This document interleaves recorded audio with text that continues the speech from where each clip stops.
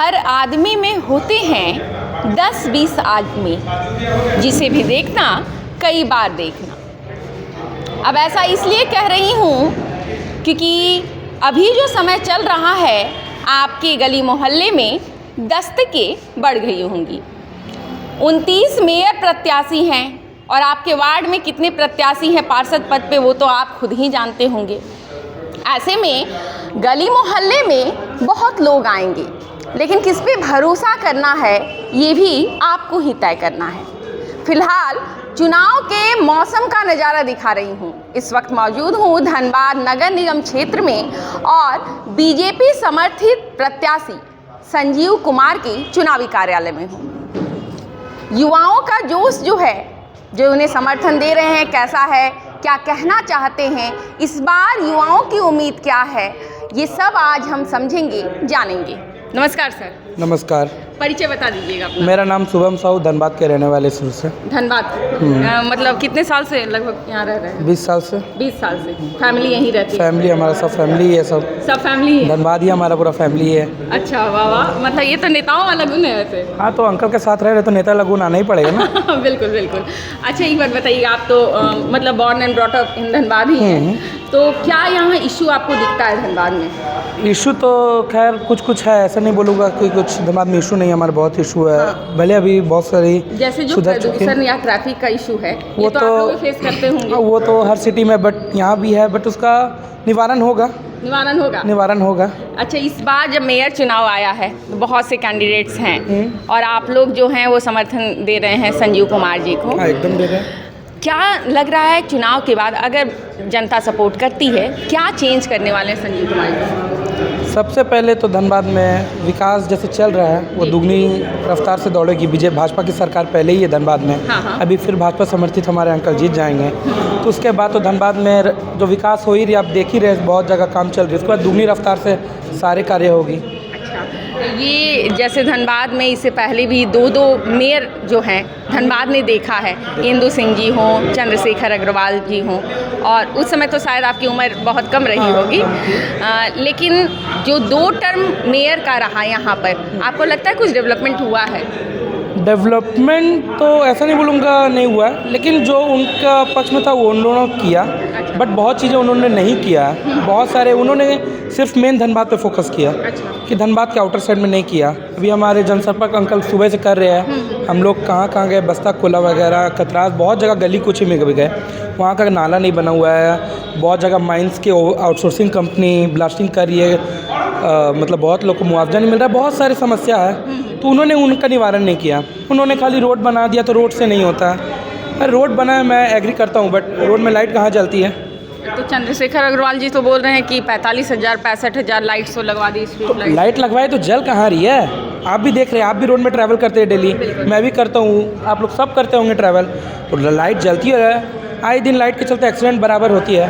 विकास हुआ है, लेकिन विकास दिख नहीं रहा है। खाली रोड से विकास नहीं ना हो जाता, लाइट भी होनी चाहिए। पानी की समस्या भी बहुत सारे क्षेत्र में हम लोग गए सुबह से, बहुत लोगों ने पानी की समस्या बताई, बिजली की समस्या बताई।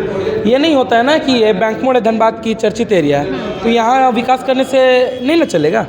धनबाद में बहुत सारी जगह मटकुरिया, हमारे बुली हो गए, सब जगह विकास करेंगे तभी ना दिखेगा धनबाद। धनबाद सिर्फ बैंक मोड़ में नहीं ना है, धनबाद पूरे धनबाद में है, इसीलिए। अच्छा, युवाओं की जब बैठक लगती है, अभी तो खैर चुनाव है, इससे पहले भी आप लोग मिलते होंगे, और जब चर्चा होती है तो कौन कौन से मुद्दे हैं जो युवाओं को परेशान कर देते हैं कि अरे हम लोग तो धनबाद में जन्मे हैं, आप बड़े भी हुए हैं, लेकिन अब हमको बाहर जाना पड़ रहा है? रोज़गार की जी, कोयला ही एक यहाँ रोज़गार है, बट वो भी सही ढंग से चल नहीं रही है। आउटसोर्सिंग कंपनियाँ नौकरी देती है पर पगार नहीं देती है जी।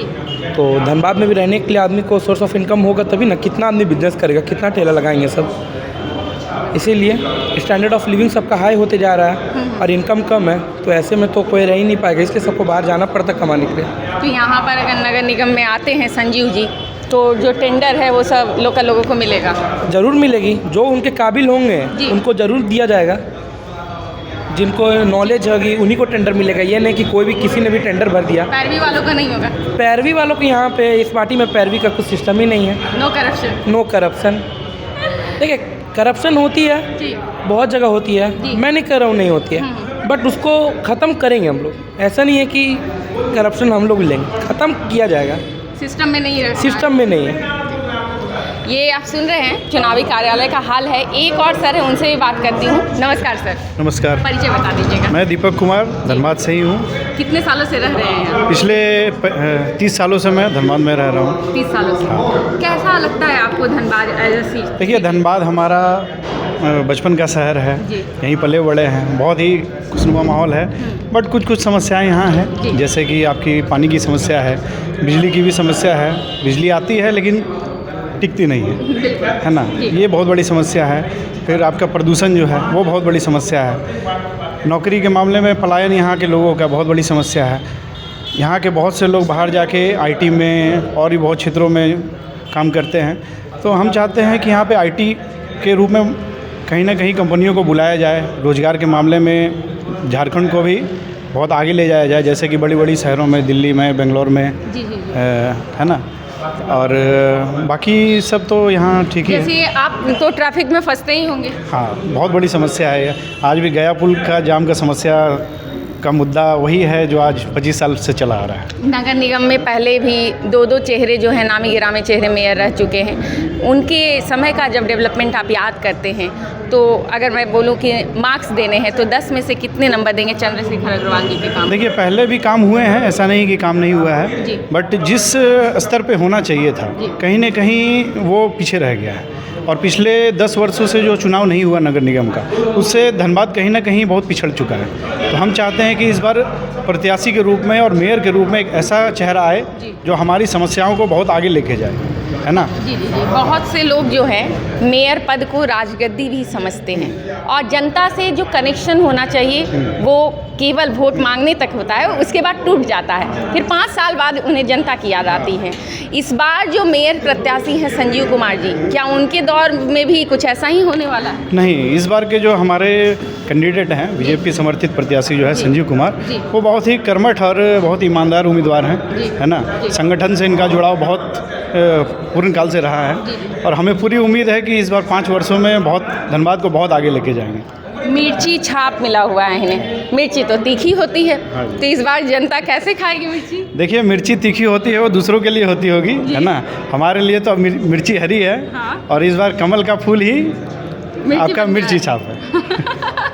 तो ये आप देख रहे हैं चुनावी कार्यालय है, अलग अलग रंग हमें दिख रहे हैं और जनता इस बार किसे चुनने वाली है ये आप हमें कमेंट सेक्शन में बताइए। धनबाद का मेयर कौन होगा?